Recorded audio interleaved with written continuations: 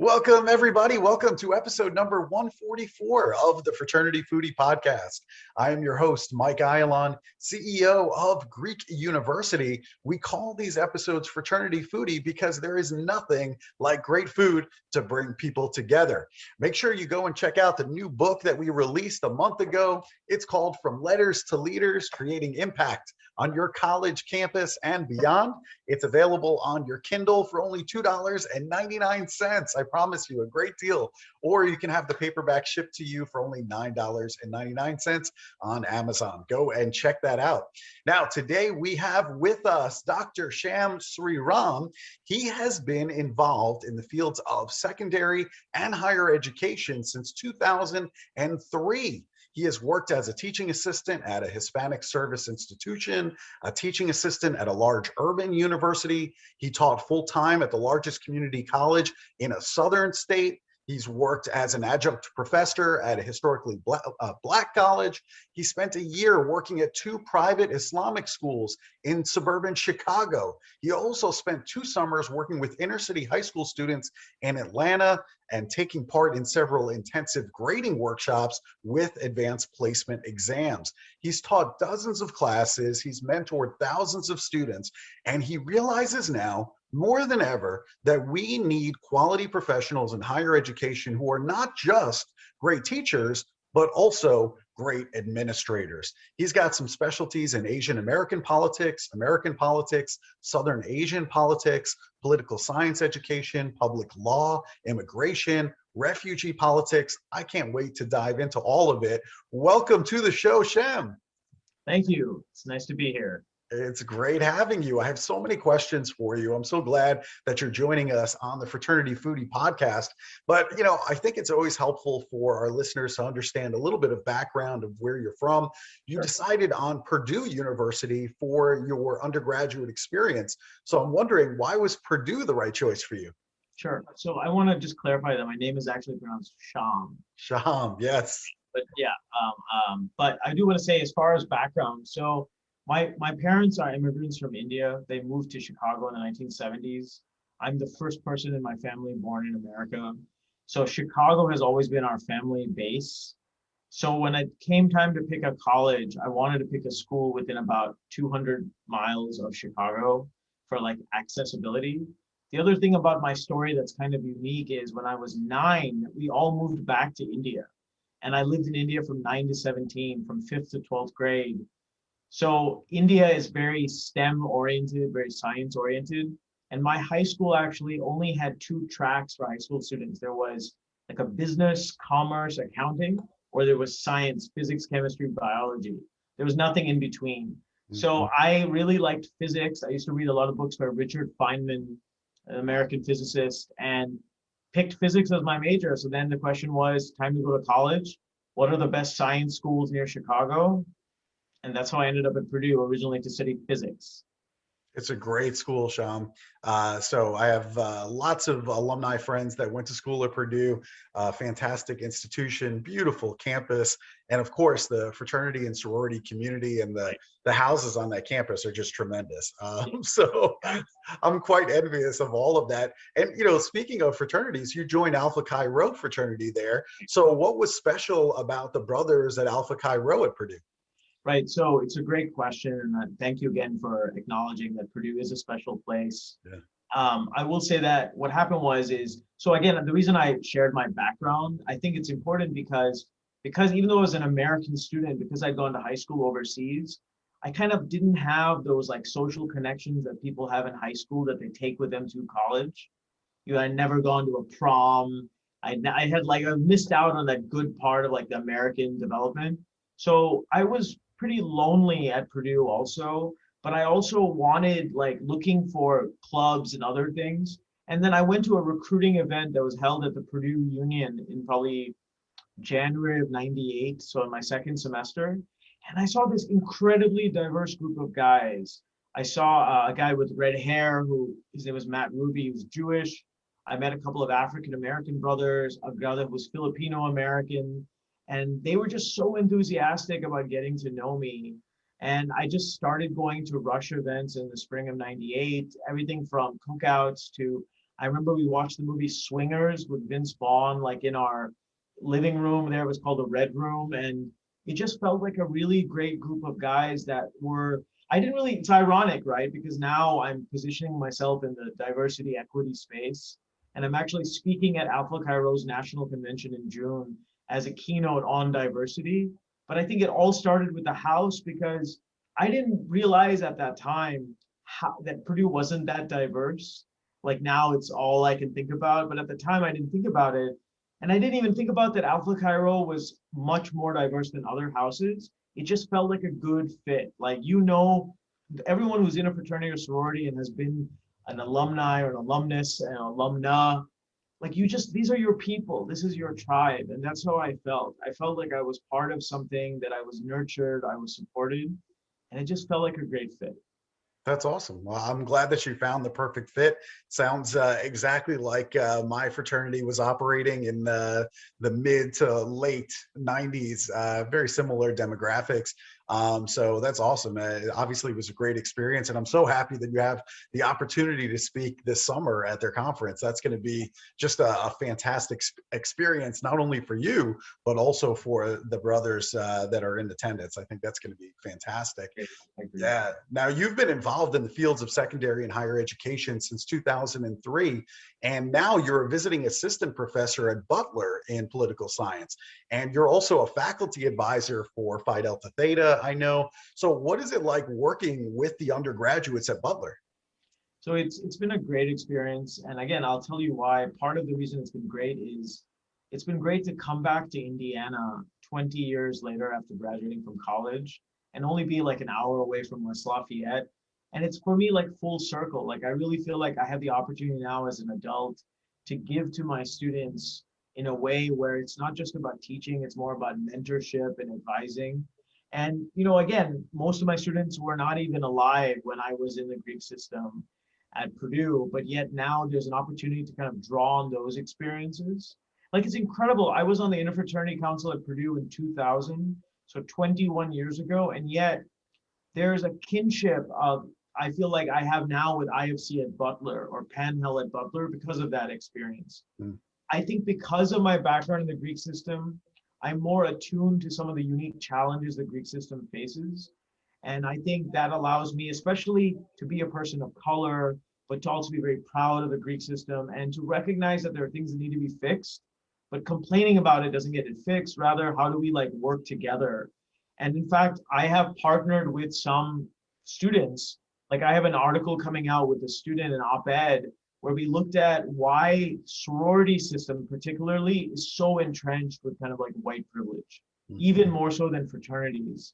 And one of the pull quotes from that article, which I'm happy to send you and I'm happy to share with people listening to this podcast, is it is easier to amend the US Constitution than Rush.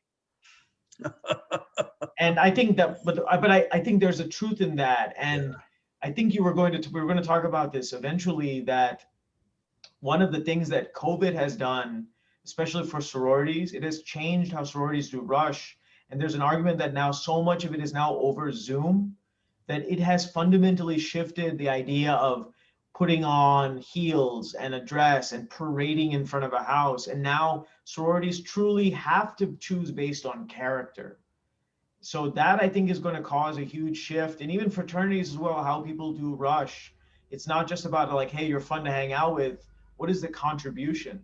So about Phi Delta Theta, I have several students who are political science majors. There's an interesting alliance where a lot of the political science majors who are men, a core group, are also in the college Republicans. And like I somehow was able to work with those groups independently. So they were like, if you're interested, we have this chapter alumni board, CAB as they call it, and we'd love for you to be a part of it. Then I reached out to some people. They said, we'd love to have you as a faculty advisor. And it's been a really great experience because, again, even though I was at Alpha Chi Rho from 97 to 2002 or 98, it doesn't seem like that long ago, because I think inherently the challenges facing fraternities and sororities always remain the same. And I think that experience, and I think you can probably relate to that as well, it's timeless. And you are able to communicate with students in a way that they understand. Like you can speak the same language of rush and recruitment and hazing and scholarship and power and letters and like all the language. So it's been a great experience working with Phi Delta Theta, and I love their motto of their organization, which is become the best version of yourself. And I took part in their winter leadership series just as a faculty kind of like volunteer, and I just really bought into what they're trying to do. I love it. I love having you as an advocate within the fraternity and sorority system. I think that is absolutely wonderful. And, you're right about the pandemic. I think it has almost acted like a reset for fraternities and sororities to get back to the core values of these organizations rather than some of the frills, so to speak, that's involved with recruitment and those types of activities. So I agree with you completely. I hope that it continues. I hope that we can still find a way to make sure that we're really focusing in on the values of these men and women versus other things that we're looking at that maybe really aren't very relevant, to be quite honest with you. For example, like I think this happens again more with sororities and fraternities. Yeah. But I had a former student who's now working on the Hill in DC, and she was a member of Alpha Phi sorority. And she told me that one of the things that used to drive her crazy would be that people would look at women and be like, she looks like she could be a Phi. And she hated that you could look at someone and know what they brought because it was so superficial. And I agree with you 100%, Mike, that like where we have the opportunity now is to really change how we think about recruitment and go to our core values that each of our fraternities and sororities was founded upon. I agree completely. Let's talk a little bit about equity and inclusion. I'm wondering, in your opinion, how can we better train our fraternities and sororities on equity and inclusion in, let's be honest, predominantly white organizations such as IFC and Panhellenic organizations? How can we do a better job of training for equity and inclusion? So it's a great question. I think the challenge is that, the way we can also think about this is that change happens at the micro or individual level.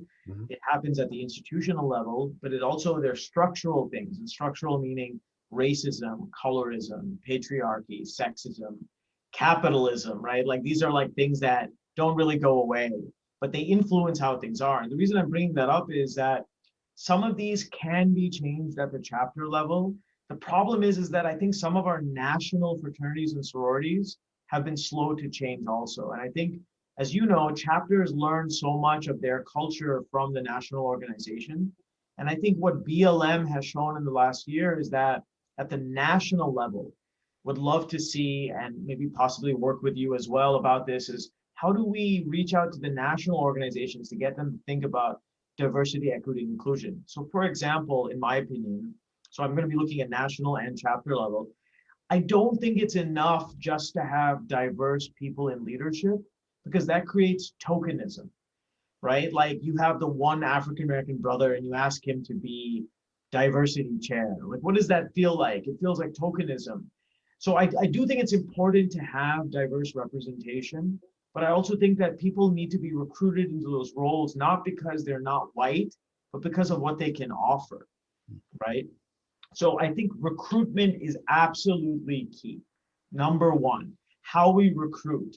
And not just recruitment, it's also retention, because we know that every fraternity and sorority often may give a bid to someone and that person drops out, right? So how do we retain people? How do we make people feel welcome? And I think that starts at the national level, but I do believe that we can partner with exec boards and IFC and Panhell to develop programming about even the kind of HR basics, like what are the things you are looking for in potential members? And are there potential biases in there? For example, there's an argument that sororities and fraternities that use legacies, that legacies actually reinstate a kind of white privilege because so many non-white people may not have had access to the fraternity or sorority, and now they have a legacy. So now that they get an in because of the exclusion of the past. So I think there's a few sororities that have gotten rid of legacy, and I would recommend that fraternities do that as well, because you can't prove anything, the fact that someone's parent or grandparent belonged to a fraternity. They might be completely different from that person, and they often are. So I think that's a way we minimize kind of like the legacy of like white privilege in the Greek system. The other thing that I think is really important is, so we talked about the recruitment aspect, there's the retention aspect. I do think that fraternities and sororities need to do a better job about the programming that they're offering also. And then just thinking that sometimes the programming we might be offering might be alienating a certain demographic. I also think initiation fees can be very limiting. So for example, even though Butler is a private school, and I think it has a reputation as being kind of an elite school, 20% of every entering class for the last 5 years have been first-gen students. So I've met a lot of students at Butler who are the only person in their family to go to college. We've even changed things. Like as a professor, I don't even call my office hours. I call them student hours, because research has shown that first-gen students don't even know they could talk to a professor for help. That the concept that doesn't blows them away, like what, I can go and talk to a professor. So if you call them student hours, students feel more comfortable in opening up. So along those lines, getting rid of legacies, the initiation fee. There's a sorority at Butler. Their initiation fee, I think, is $1,500 for new members. So imagine if you were a first-gen college student, you work 30 or 40 hours a week at a bar or at Kohl's or at a gas station or somewhere else. $1,500 just to join an organization is an outrageous amount of money. And I think fraternities and sororities don't take this into account. So then you're not taking into account someone's socioeconomic background, the fact that they want to join, but the only reason they can't is because they can't afford it. And then the shame of asking someone, do you have a discount? Like I have a lot of students, and you may know this, a lot of students don't know that there are hardship discounts for the LSAT. But a lot of students don't know, and if they did know, that asking for it, like I don't want people to think I don't have money, but they don't realize that those are available for people who don't have money. And I just think there's an interesting thing there. I think there's small ways that could potentially limit more people from joining. And of course, like I've benefited so much from Greek life, but how many people who look like me didn't give it a shot because it just seemed too elitist? Yeah, you're 100% right. We have to figure out that accessibility piece. My parents were also born in another country. They're from Israel, and they didn't have any understanding of what the fraternity and sorority system was. So clearly, coming into college, I was, the maybe joiner. I didn't know anything about fraternity at all, and I probably didn't care, to be quite honest with you, until I met somebody, and then that started an amazing career that still continues on till today. And will for the remainder of my life, of course. So, but yeah, you bring up some great points. I do think that the students themselves during recruitment, I think they do want to focus on diversity, equity, and inclusion. I think this is something the students are hungry for. I am seeing the national organization start doing a lot more work in the area of diversity, equity, and inclusion. We're actually working with a number of Panhellenic sororities, some multicultural sororities as well, to kind of work on that. So we are starting to see that movement. And so I'm very happy that we're starting to make inroads, but I agree, we have a lot of work to do. So by no means is the work complete. Let me give you one more example of equity and inclusion, because I think even when we talk about DEI, people are forgetting about a few things. First of all, a lot of our Greek fraternities, sororities at many campuses are not ADA compliant. They do not have ramps. The Americans with Disability Act was passed by Congress in 1990. Yet 31 years later, we still have Greek houses that are not accessible. What if you have a blind member or someone who is visually impaired? I'm writing a book on the politics of visually impaired now with a friend who is blind. And this is something we've been thinking about is, what if you wanted to join the Greek system, but you couldn't see, or you were deaf, or you had a disability, or you had a wheelchair, but yet you went to the house and they couldn't get in? I don't think Greeks are thinking about that. Another thing I wanted to bring up was, I heard about this at a sorority, that they had a lesbian, bisexual, they had some gay members of the organization. Great, I think that's wonderful. I think that's a topic where it's also kind of missing in the Greek system, is this perception the Greek system is hyper masculine. And yet I think there are gay LGBTQ, etc., people who want to join the Greek system, but they feel that there's a stereotype they won't be welcome. I think the Greek system needs to work on that. But example, there's a sorority I heard about that had a gay member, and she wanted to lavalier, okay, a woman in another house, and they turned down the request because they had never had a same-sex couple doing a lavalier. Like that, in their mind, it was male, female, fraternity, sorority.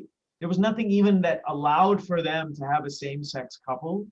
And I just think it speaks to the fact that this is kind of how backward sometimes Greek system is compared to other folks as well. Is like, we want to be cutting edge. We want Greek system to be a place of inclusion.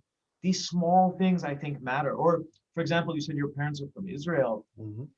Most fraternities and sororities have no kosher options unless you join like a historically Jewish fraternity like Alpha Epsilon Pi, Mm-hmm. or a Jewish sorority like Sigma Delta Tau. Otherwise, what if you join a house and like at Purdue, I felt like they served pork at every meal. If you're Muslim or Jewish, you're immediately excluded. What if you're a vegetarian, you're Hindu, or you're Buddhist? And I don't think fraternities think about these things, that even food can alienate people. Mm. Yeah, you've really brought up some great points. I think they're all very valid. Fraternities and sororities, obviously, they all started in, let's say the mid to late 1800s. And there's so much tradition that is embedded in these organizations that change is very difficult when you're an organization that's been around for over 100 years. And so, alumni tend to want to continue to do things the way that they've always been done.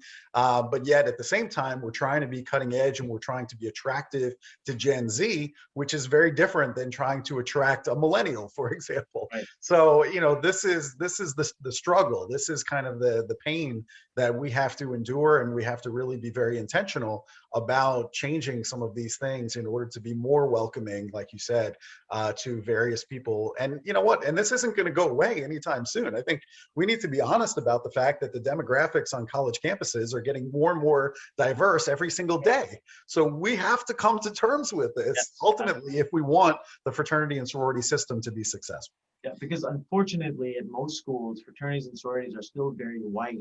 And are, as to your point, exactly, they are not reflective of the demographics of the changing university. And then they appear to be more exclusive and more privileged and less in touch with what the needs are of the rest of the university. So 100% I agree with you. Yeah, that's really good. I mean, is there anything specifically when you look at recruitment, assuming that we have a fraternity or sorority that understands the value of having a diverse chapter, is there anything specific that students should be thinking about for recruitment in the fall in order to make sure that we have diversity in our recruitment? Yeah, absolutely. It's an excellent question. So a little bit about my background also is when I lived in Atlanta, I did an internship with a group called Men Stopping Violence, which is the organization that offers classes for men who have been ordered to attend them by a judge because of violent behaviors. And one of the things we learn in that is that it's all about accountability. That when you hold someone accountable for their actions, then they are more likely to change their behaviors. So when it comes to fraternities and sororities, what I'm trying to say, Mike, is that in order to really ensure diverse recruitment classes, we really need to hold each other accountable, right? When it comes to maybe using language that alienates people, right? You hear a fraternity brother or sorority sister make a comment using the N-word, right? You have a responsibility to call them out. It's not snitching because them using the N-word conflicts with the culture that you're trying to build. Case in point, when I did my PhD at the University of California at Santa Barbara, one of my former students there, she is African-American. She was in a predominantly white sorority. She found out there was a sorority sister who loved using the N-word. And she pushed for that sister to be expelled from the sorority. And the Black woman got a lot of flack. People are like, oh, you're not putting the sorority first. And she said, no, these are contradict our values. So she got the woman expelled, but she said that it did change her perspective on the Greek system because instead of supporting her, people closed ranks to maintain the institution. Another example I'll give you is I gave a talk about cultural appropriation, which is one of my areas of interest 2 years ago at Butler. And somebody asked, one of my former students, Jack, he asked, Dr. Sriram, I go to these parties and these parties have 70 or 80 kids singing hip hop songs with the N-word in them. What do you do? So I gave him 3 steps. And I got some pushback for this, but I stand by it. Okay. 3 steps. First, you have a responsibility to tell people that it's wrong. Second, you need to remove yourself from that situation. And third, why are we recruiting 70 or 80 people who say the N-word? And I think, but again, I understand what you're saying. These are very, very like meta level. But I Yeah. think when it comes to recruitment, we really have to look at people's character, not about their Instagram content or Facebook or whatever. Like, what are their goals? What do they want to do? What is their professional career plan? What is it about fraternity life that offers them something unique? Like, really getting people to think that way, I think, is the way forward. Yeah, I love it. I think these are all great suggestions. I mean, the influence of pop culture is very strong. I don't Right. have to tell you that. When we look at social media like TikTok, where you have music that's playing in the background and they're using the N word in a Oh, yeah. particular song in pop culture, very, very difficult to get away from that. I agree. And I see these videos all day long. I see fraternity members and sorority members wearing their letters in these Yeah. TikTok videos with the song, in the background. And I'm saying to myself, oh my goodness, what are we doing? That Yeah. pull on pop culture is very strong. Yeah, I also see it with people posting videos at their job site. Yeah. There's a video on TikTok of a woman singing an extremely profane hip hop song, which basically talks about ejaculation Hmm. on someone's face. And she's dancing it wearing a Home Depot uniform in a Home Depot bathroom. She could easily be fired. And then what are you going to say? Oh, it's my First Amendment right? No, no, no, no. So I agree with you. I think fraternities and sororities need to have much stricter social media policies. Mm. Like, you can't wear your letters and make TikToks. Yeah. Like, I agree. I want to talk about cultural appropriation since you bring Sure. it up. We've seen various examples of cultural appropriation in IFC and Panhellenic organizations. Usually I see it around Halloween, which is Yes, going to be sadly. coming in October, where there's costumes at various social events where white students will dress up in costumes from disadvantaged minority cultures. So talk to us about the do's and don'ts of cultural appropriation. Absolutely. I love the question. This is a topic that I feel very passionate about. I'm actually developing some educational information about this because I do want to be someone who can address this in the Greek system. And I think now is the time because it's April and Hmm. October will be here. This programming needs to happen in August. It Right. needs to happen like sooner than later. And so the first thing I'll say is I've given several talks on cultural appropriation at Butler to at homecoming and also to specific organizations. And the first thing I'll say, Mike, is that one of the things I noticed right away is that when people use the excuse like, oh, I didn't know better, sometimes I have a tendency to like roll my eyes. But I will say that this starts at middle school and high school. And I think a lot of students never learn really about cultural appropriation or sensitivity. Case in point, I ground my lectures in a very thorough discussion of blackface. And I use historic examples and even recent examples of fraternity and sororities wearing blackface and thinking it's okay, or celebrities using it. So there's a long history in America that most students are not aware of taking the Boy Scouts of America. People are like, oh, I was an Eagle Scout. The Boy Scouts of America were founded on the idea of introducing white suburban children to Native American culture because the people felt that they had lost their touch with their roots. Again, no problem. But then taking Native American imagery and headdresses and kind of co-opting Native American culture is what Philip Deloria calls playing Indian, right? Like, it's this weird thing. He calls it the noble savage. We respect Native Americans as in touch with nature and the Tatanka and dances with wolves. But then we also make fun of them for being poor in some ways and for being outside of society. So that's a long history of Americans taking Native American culture, African American culture. And I want to be clear, right? You can celebrate another person's culture, and that's not cultural appropriation. But if you wear a costume for the sake of getting laughs, or if you sexualize a costume. So for example, several Asian American women were just murdered in Atlanta by a Hmm. guy who said he had a sex addiction. But if you're Asian American, as am I, or Asian American woman, there's a long history of American men, white men, sexualizing Asian women. And that goes back to Vietnam and Korea and other things. And I think that what people don't realize is that if you want to dress up as a geisha or you want to wear, you're not, this is, first of all, you cannot take someone's normal everyday attire, like a sari in India or shalwar kameez in Pakistan or whatever, and then turn it into a costume, because it's not a costume, it's everyday dress. Mhm. So there's an outfit that Vietnamese women wear that's like a long shirt with pants, right? And Casey Musgraves, who's a country singer, about 2 years ago, she decided to wear that outfit without the pants, showing her underwear and hypersexualized and wearing jewelry. And people are like, this is the exact problem. This is everyday dress for women in Vietnam, but by wearing it without pants, you sexualize it. And then you think it's cool. And then your thousands and millions of Instagram followers are going to be like, oh, I'm going to do the same thing. Mhm. So the short answer is 100% we need educational campaigns, media given to each organization. I think students should, as part of new member orientation at universities and fraternities and sororities, they need to have a unit, right? Either an online unit or a lecture or something about cultural appropriation, and understanding that you can't, I'm not telling anyone not to celebrate Halloween, but my culture is not your costume. And I think that piece is lost. And then people make things like, oh, like, see, I think the line is cultural appropriation of Halloween is rough, but I think people engage in cultural appropriation without realizing it. I've had Mhm. people come up to me and tell me namaste because they learned it in their yoga class. And I've told people, we don't even go up to people in India and say namaste. But I think people sometimes just don't know. And again, this goes to the problem is the lack of diversity in a fraternity or sorority leads to a lack of cultural awareness, which leads to, again, a lack of people of color, and it just goes on and on. Mm. Yeah, we definitely need to fix this. And I think having this discussion is certainly a great place to start. The other thing that I think about now is this trial of Derek Chauvin that is Yeah. continuing. This is extremely painful for many Black folks to watch. Many are avoiding the trial completely intentionally. Why? Because Black people in this country are watching a constant loop of suffering. Now we just saw Dante Wright shot and killed in Minnesota.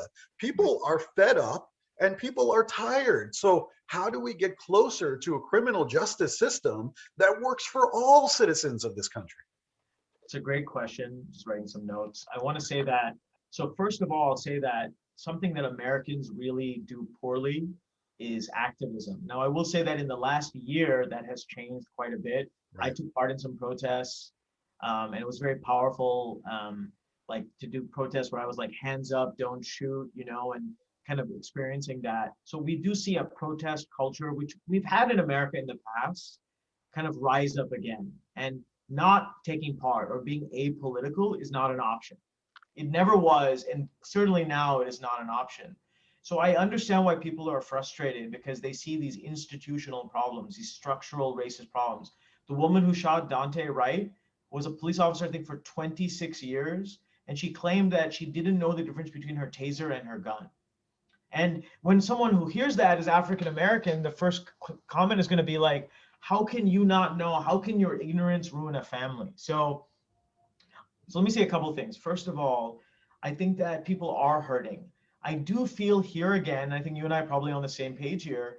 I think this is a great opportunity for the Greek system to actually be a leader of social justice. And what I mean by that, and I want to be very clear, is I think a lot of fraternities and sororities last year were posting like BLM logos. Mhm. But the problem with that is what we call performative activism. It's like when people go and, you said your parents are from Israel, so of Jewish descent. I have a minor in Jewish studies from Purdue. I actually taught a Jewish studies class last semester. And one of the problems is that, I don't know if you know this, that there are TikToks of people pretending to be Holocaust victims. It's really offensive. It's very triggering, but they think that they're educating people. And what they don't realize is that their lack of knowledge is so poor that they think they are actually engaging in activism, and all they're doing is making it worse. And I think that is happening a lot with BLM, is that are people claiming Black Lives Matters, da da da, whatever. But then these are the same people who may not give a bid to someone who is of color because the background is too different or something is too different. So I think Greek organizations have an opportunity to really become vessels of social justice. Everything from organizing voting drives in their organization, or taking part in social justice issues that really matter. But again, it's in the work, changing the institutional culture of the places that they live. I agree that people are fed up. And what I would recommend to people is there are a lot of different ways to get involved. Okay. Obviously, we see this in America. You live in a city, you want change, you're only 18 years old. So what? Run for city council, run for school board, right? School board elections have really poor turnout in the United States. And yet I would argue they are the most important government institution. So I would encourage young people, and I'll say this, when I was at Santa Barbara, we had a huge political science program, 900 majors. And I'd say at least 700 or 800 of them were in the Greek system. So I saw a natural connection, like people join the Greek system to get political. But that culture is rare. I haven't seen it outside of California. And I'd love to see our Greek organizations known for taking political stances, for standing by them and getting involved. And Yeah, I'll say this too. There's a great political science book by Schlotzman, Verba, and Brady. And what they say was, quote, public officials cannot consider voices they do not hear. So you have an opinion and you're not sharing with it, then how do you expect the system to change? Judges are elected at the state level, county level in most US states. So if you're not taking part in judicial elections, then you are essentially telling the criminal justice system, I don't care. Mhm. Amen. I want more fraternity members and sorority members to get involved with local politics. I think it's very easy to do in some of these campus communities. And I think we have a built-in support structure. We have all of the fraternity and sorority community that can go out and vote for this person. I mean, it's ready-made for our leaders to get involved while they're in college and run for local positions. And that's a great way to bring change. That goes one step further than posting something on social media saying that you're aligned with the cause. Now you are actually going to have the ability to bring real change in terms of the laws that we have locally. So that's where 100%. the real change is. 100%. Very nice. The one last thing I wanted to talk to you about is this concept of majority privilege. Sure. From your perspective, why is it that college students, really anybody, in society, that people get so defensive when we talk about majority privilege? Absolutely. It's a wonderful question. And I will just say that all these questions have been really great. The reason why this question is good is I think it's because it speaks to that feeling of being put in a corner and basically being somehow blamed for what you see as societal problems. Like, this is the classic argument when you bring up reparations. Right? And people will say, well, I didn't enslave anyone. My family were poor whites from Czechoslovakia. So we never hurt anyone. So why should I have to pay? And then I think it makes people feel that somehow guilty for systemic issues. I think that's part of it. I think the other problem also is that there are white people in America, obviously. This is not a categorization. There are many, many people who definitely see the privilege that they carry and they work to confront it. And I think that's awesome. Look, let's be honest. My parents are from India, but they're Brahmins, Hindu Brahmins. I carry privilege with me. Even the way I speak Tamil, the language we speak, I speak it with a lot of Sanskrit words because I speak it in a upper caste way, which is even different. So when I open my mouth, if you're from South India, people know right away that my family is Brahmin. So I have privilege. I think what's lost in this conversation, sadly, is that not all, I'm going to say all of us, but many of us, we carry privilege with us, but we don't want to confront it because it's too comfortable. I'll give you an example, okay? About 2 years ago, or 3 years ago, I went on a date with someone, okay, in Chicago. And we didn't go on a second date. And the reason we didn't go on a second date is she told me, Shyam, you talk about race too much. You're always talking about race. And I said, the fact that you don't have to talk about race is because you have white privilege. For example, I've been to 48 states. I love America. I love driving. I love road trips.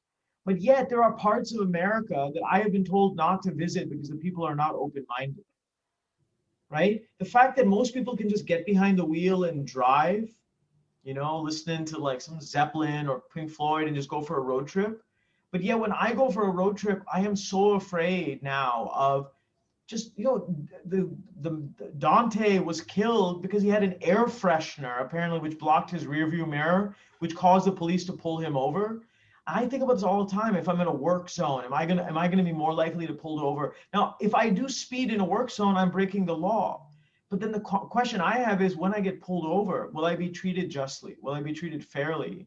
And the answer is, I don't know. Yeah. And that's why white privilege is something that people. I'm not saying, look, not all white people have privilege. Okay, I would never say that. There's some people who would, because you have to look at someone's background. And for example, Chicago, there's a lot of white people who are recent Polish immigrants who don't even speak English fluently. Do they have privilege? Maybe they have more privilege of not getting racially discriminated than I do, but then I have a greater access to the language than they do, right? So I think privilege can be manifest in different ways. I just think it's recognizing that if you are able to navigate through spaces without problems, it's because you are perceived a certain way. And the privilege I have, my parents are doctors. I have a PhD. I was born in America. English is my first language. So when I interact with people, that privilege also carries me through certain situations, which may not be available to other people. Yeah. One of the speakers at Greek University, Robert Wilson, he talks about privilege in a way that I think is just genius. He talks about it as righties and lefties, and really having all the righties explain how their life has been difficult because they're righties, and then there's usually nothing there. And then the lefties explain how difficult their life has been, and then there's a whole laundry list of things because everything has been designed for the majority privilege. Everything in this world has been designed by righties. And if you're a righty waking up this morning, you're not celebrating the fact that you were born righty, but the reality is you're in this majority situation and you're probably clueless as to the difficulties that lefties have in this country. You just don't know. Absolutely. You just don't know. So anyway, but fascinating conversation. I love this.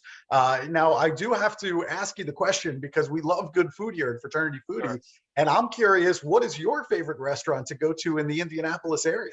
Absolutely. So also a piece of background is that my parents are Hindu, but I actually converted to Islam when I was 26. Today is the first day of Ramadan. So in honor of that, I will say that the best restaurant in Indianapolis, in my opinion, is a Yemeni restaurant on West 38th Street called Al Rayyan, Al-Rayyan.